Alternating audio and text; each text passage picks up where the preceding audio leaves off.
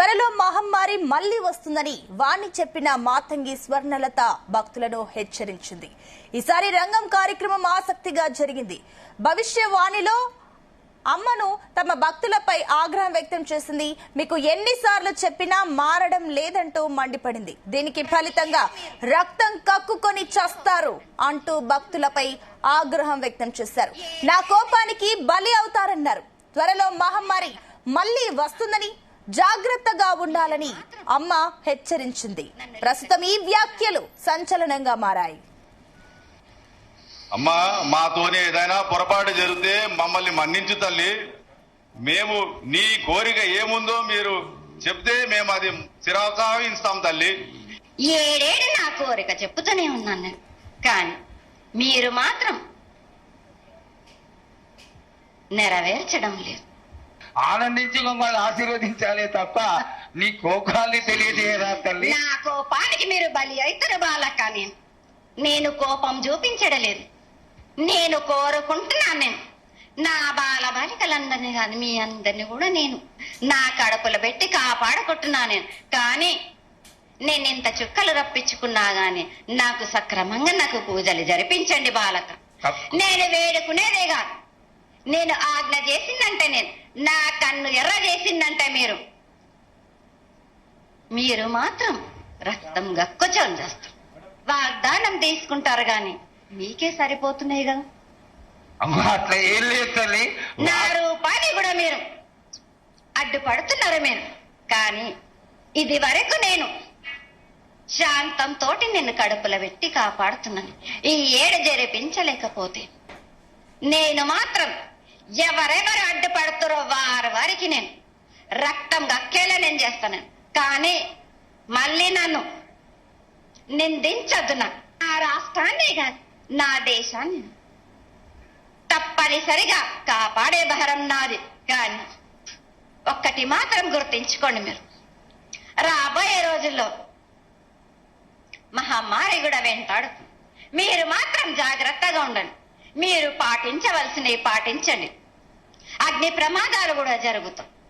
వీటి గురించి కూడా తప్పనిసరిగా ముందే హెచ్చరిస్తున్నా నేను. బోనాలతోటి, డప్పు సప్పుళ్లతో, సాగలతోటి ఘనంగా నన్ను వేడుకున్నారు వాళ్ళు. సంతోషంగా ఆనందంగా అందుకున్నా నేను. కానీ ప్రతి ఏడు మీరు ఏదో ఒక ఆటంకం చేస్తూనే ఉంటారు కదా బ్రాబాలకు. ఏటేడు నేను చెప్పుతూనే ఉంటా, కానీ మీరు మాత్రం నన్ను లెక్క చేయకుంటున్నారా? ఇక రంగం కార్యక్రమంలో అమ్మ ఆగ్రహాన్ని అయితే వ్యక్తం చేసింది. కొన్ని కీలకమైన వ్యాఖ్యలు కూడా చేయడం జరిగింది. దీనికి సంబంధించి కూడా మరిన్ని డీటెయిల్స్ మా కరెస్పాండెంట్ రవితేజ అందిస్తారు. రవితేజ, ప్రస్తుతం మనం చూస్తున్నాం అమ్మ వ్యాఖ్యలు అటు భక్తుల్లో కాస్త ఆందోళన రేకెత్తిస్తున్నాయని చెప్పాలి. ఏంటి దీనికి సంబంధించిన డీటెయిల్స్? అసలు అమ్మవారికి ఆగ్రహం తెప్పించింది ఎవరు? రెండో రోజు సికింద్రాబాద్ ఉజ్జయిని మహంకాళి బోనాల జాతర ఊరేగింపు ముగిసిన తర్వాత రంగం భవిష్యవాణి వినిపించింది స్వర్ణలత. దేశ ప్రజలందరూ కూడా సికింద్రాబాద్ భవిష్యవాణి ఏం చెప్పబోతా ఉంది, ముందు భవిష్యత్ ఎలా ఉండబోతా ఉంది, నగర ప్రజలు గాని తెలంగాణ ప్రజలు గాని, పంటలు, వర్షాలు, రాబోయేటువంటి విపత్తు, వీటన్నిటిని గ్రహించి అమ్మవారి రూపంలో ఉన్నటువంటి స్వర్ణలత ప్రతి ఏటా ఈ భవిష్యవాణి వినిపిస్తూనే ఉంటుంది. ప్రతిసారి భవిష్యవాణిలో కొంత పాజిటివ్ గా చెప్పేటువంటి స్వర్ణలత ఈరోజు అమ్మవారి అవతారంలో ఉండి కంప్లీట్ గా నెగిటివ్ గా చెప్పినటువంటి ఆందోళన వ్యక్తం కనబడతా ఉంది. తను ప్రతి ఏటా కోరుకున్నటువంటి కోరికలు తీర్చట్లేదు, తన పూజలు సక్రమంగా చేయట్లేదు, తనను పూజ విషయంలో అడ్డుపడేటువంటి ప్రయత్నాలు చేస్తా ఉన్నారు. ప్రతి ఏటా తప్పులు జరుగుతూనే ఉన్నాయి. నేను ఇన్ని రోజుల పాటు కడుపులో పెట్టుకొని చూశాను, కానీ కన్నెర్ర చేసి ఆవేశం చేస్తే అందరూ రక్తం కక్కుకొని చచ్చిపోతారు అంటూ కూడా భవిష్యవాణిలో స్వర్ణలత వినిపించినటువంటి ఈ భవిష్యవాణి ఒక్కసారిగా అందరినీ ఆశ్చర్యానికి గురి చేసింది. నా ప్రజలందరూ కూడా సంతోషంగా బోనాలని ఎక్కించారు. ఈసారి జరిగినటువంటి ఈ బోనాల ఊరేగింపు తనకు తృప్తి చెందాయి, నాకు అందాల్సినటువంటి బోనాలు అందాయి అంటూ మాత్రం ఈ విషయాన్ని తెలియజేసుకుంటే, కానీ ప్రతి ఏటా ఏదో ఒకటి తనకు తక్కువ చేసుకుంటూ వస్తా ఉన్నారు. ఈ విషయం పదే పదే భవిష్యవాణి వినిపిస్తూనే ఉన్నాను. 7 ఏళ్ల పాటు ఈ విషయాన్ని మీకు తెలియజేస్తున్నా, మీరు లెక్క చేయట్లేదు, దాన్ని పట్టించుకోవట్లేదు, ఎన్నిసార్లు కోరినా నా కోరికని నెరవేర్చట్లేదు అంటూ కూడా ఈ రోజు భవిష్యవాణి వినిపించడం జరిగింది. తల్లిదండ్రులు లేని పిల్లల్ని ఆదరించడం లేదు, కొండంత వరాలు తెచ్చినంత మాత్రాన గోరంత కూడా తనకు ఖర్చు పెట్టడం లేదని, నేను ఎప్పుడు కోపం చూపించడం లేదు, శాంతంగా అందరినీ కడుపులో పెట్టుకొని కాపాడుకుంటున్నాను. కాలం తీరిందంటే ఎవరైనా వెళ్లాల్సిందే, అందులో నా పాత్ర తప్పనిసరిగా ఉంటుంది. ఈ ఏడాదిలో నాకు చేయాల్సినటువంటి పూజలన్నీ అడ్డుపడుతున్న వారు రక్తం కక్కుకొని చచ్చిపోతారు, అది త్వరలో చూస్తారు అంటూ కూడా కళాఖండిగా ఈ విషయాన్ని అమ్మవారు సమక్షంలో తెలియజేసింది. గుడి సమీపంలోనే ఈ భవిష్యవాణి వినిపించింది. రాష్ట్రాన్నే కాదు దేశాన్ని కాపాడాల్సినటువంటి బాధ్యత నా పైన ఉంటుంది. రాబోయే రోజుల్లో ప్రజలందరూ అప్రమత్తంగా ఉండాలి. ఎవరు గ్రహించలేనటువంటి ఒక మహమ్మారి రాబోతా ఉంది. ప్రజలంతా అలర్ట్ గా ఉండాలి, జాగ్రత్తగా వహించాలి. వర్షాలు ఈ ఏటా సరిగ్గా గుర్చి పంటలు బాగానే పండుతాయి. 5 వారాల వరకు తనకు శాఖ సమర్పించండి, అప్పుడు మళ్ళీ ఈ విషయంపై నిర్ణయం ప్రకటిస్తాను అంటూ మాత్రం భవిష్యవాణిలో ఈ రోజు ఎప్పుడూ విననటువంటి స్టేట్మెంట్స్, వ్యాఖ్యలు, తను వినిపించినటువంటి మాటలు అందరూ ఆశ్చర్యానికి గురి చేసింది. బోనాల జాతర మాత్రం సంతోషంగా జరిపారు. ప్రతి ఏటా చేసినటువంటి ఈసారి కూడా పొరపాట్లు జరుగుతూ ఉన్నాయి. ప్రతి సంవత్సరం చెబుతున్నా, నా బిడ్డలని కడుపులో పెట్టుకుని చూసుకుంటున్నా, పూజలన్నీ సక్రమంగా జరిపించాలి. వేల రాసులు నన్ను రప్పించుకుంటున్నా, నాకు రక్తం బలి ఇవ్వడం లేదు, మీరు మాత్రం ఆరగిస్తా ఉన్నారు, నాకు మాత్రం రక్తం బలి ఇవ్వట్లేదు, చుక్క రక్తం బలి ఇవ్వట్లేదు, నాకు పూజలు సరిగ్గా జరిపించట్లేదు, అందుకే మరణాలు పెరుగుతూ వస్తా ఉన్నాయి. నేను అసలు ఈ విషయంలో అడ్డుపడను, నాకు రక్తం బలి కావాలి, నన్ను కొలిచే వారిని ఎల్లప్పుడూ నేను అండగా నిలబడతాను. రాబోయే రోజుల్లో మహమ్మారి రాబోతా ఉంది, ప్రజలందరూ కూడా జాగ్రత్తగా ఉండాలి. అన్ని అగ్ని ప్రమాదాలు ఇంకాస్త పెరుగుతూ వస్తా ఉంటాయి. 5 వారాల పాటు నాకు సాకబెడితే ఆనందపరిచి తర్వాత ఏ విపత్తు రాకుండా నేను ఆపగలేటువంటి ప్రయోగం చేస్తా ఉంటాను. నాకు రక్తం చూపించండి, లేకపోతే అల్లకల్లోలం జరుగుతుంది, నా రూపాన్ని పెట్టడానికి కూడా అడ్డుపడుతున్నారు అంటూ కూడా భవిష్యవాణిలో ఈ వివరాలన్నీ కూడా ఈరోజు వినిపించడం జరిగింది. ఫ్యూచర్ లో వర్షాలు బానే ఉంటాయి, ప్రజలందరూ కూడా పంటలు పండిస్తారు, అందరూ సంతోషంగా ఉంటారు. కానీ నా కోరికలు మాత్రం తీర్చట్లేదు. నా అవతారాన్ని చూపియకుండా కొంతమంది అడ్డు పెడతా ఉన్నారు. ఆ అడ్డుపడుతున్నటువంటి వారు త్వరలో రక్తం కక్కుకొని చచ్చిపోతారు, అది త్వరలో మీరే చూస్తారు. ప్రజలందరూ అప్రమత్తంగా ఉండేది. రాబోయే మహమ్మారి ఒకటి గ్రహించినటువంటిది సోకబోతా ఉంది, దాని పట్ల అలర్ట్ గా ఉండండి. ప్రజలు అందరూ నన్ను సంతోషంగా కొలుస్తా ఉన్నారు, నాకు కావలసినటువంటి పలహారం అందిస్తా ఉన్నారు, బోనాలు సమర్పిస్తా ఉన్నారు. కొన్ని చిన్న తప్పులు జరుగుతా ఉన్నాయి, అవరు కూడా సవరించుకొని ఆ తప్పులు జరగకుండా చూసుకుంటే ప్రజలందరినీ నేను కాపాడుకుంటాను. అలా కాకుండా నేను చెప్పింది వినకుండా ఇలాగే ప్రతి ఏటా చెప్పించుకుంటే మాత్రం ఆగ్రహం లోనవ్వాల్సి వస్తుంది, కన్నెర్ర చేయాల్సి వస్తుంది. అప్పుడు అంతా అల్లకల్లోలం అవుతుంది ప్రపంచం అంటూ మాత్రం అమ్మవారి రూపంలో ఉన్నటువంటి స్వర్ణలత ఈ భవిష్యవాణి వినిపించడం జరిగింది.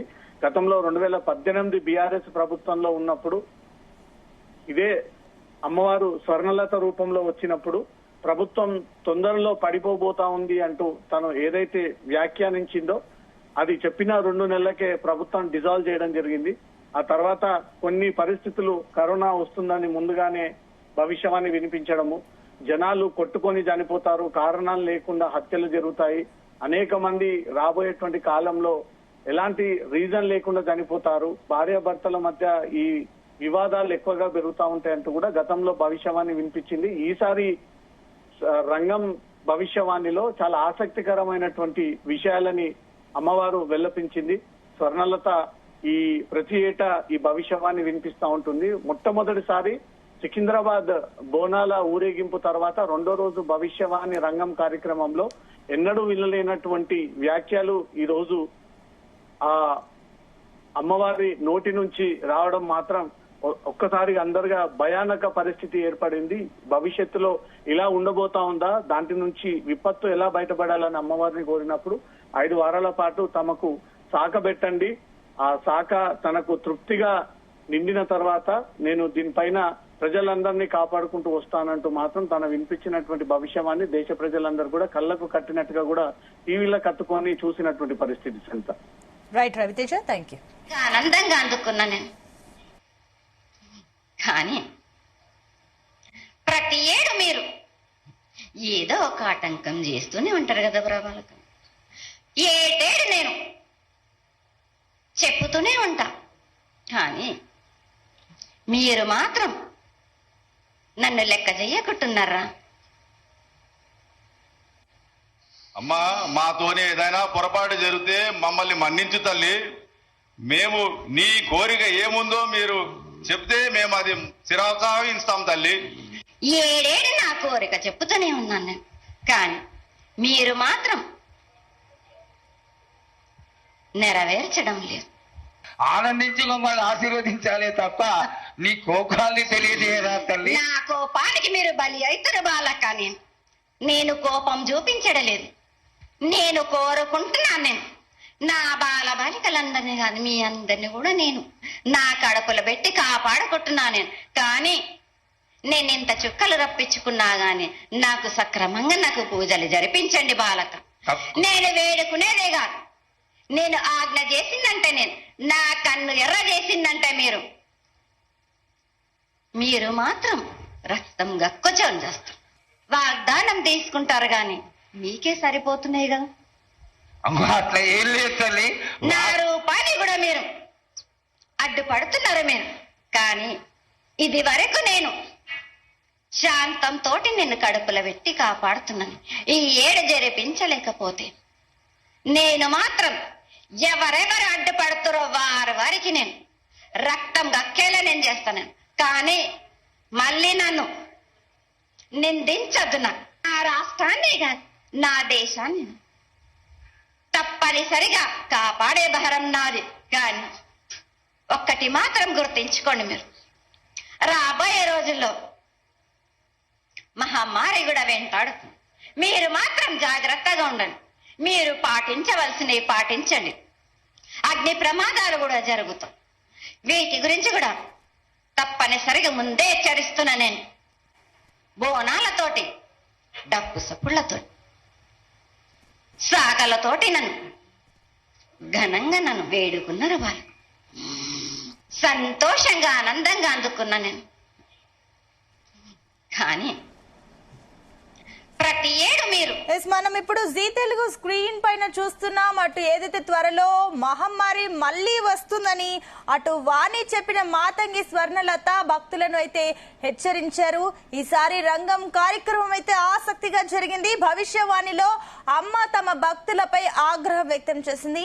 మీకు ఎన్నిసార్లు చెప్పినా మారడం లేదంటూ మండిపడింది. దీనికి ఫలితంగా రక్తం కక్కుకొని చస్తారంటూ భక్తులపై ఆగ్రహం వ్యక్తం చేశారు. నా కోపానికి బలి అవుతున్నారన్నారు. త్వరలో మహమ్మారి వస్తుందని జాగ్రత్తగా ఉండాలని అమ్మ హెచ్చరించింది. అయితే దీనికి సంబంధించి మరిన్ని డీటెయిల్స్ మా కొలీగ్ అనుష అందిస్తారు అక్కడి నుంచి లైవ్ ద్వారా. ఎస్ అనుష.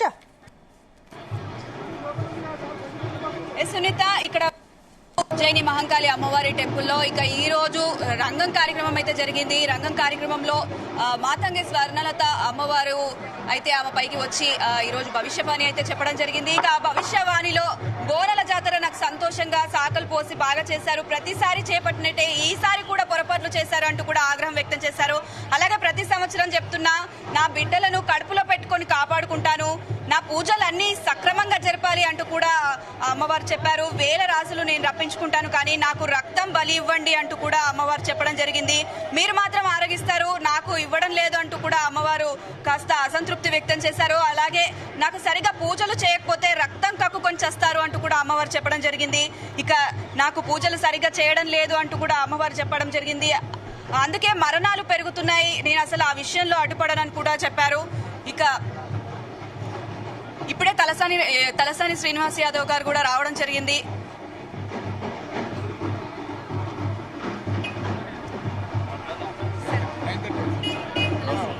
Live sir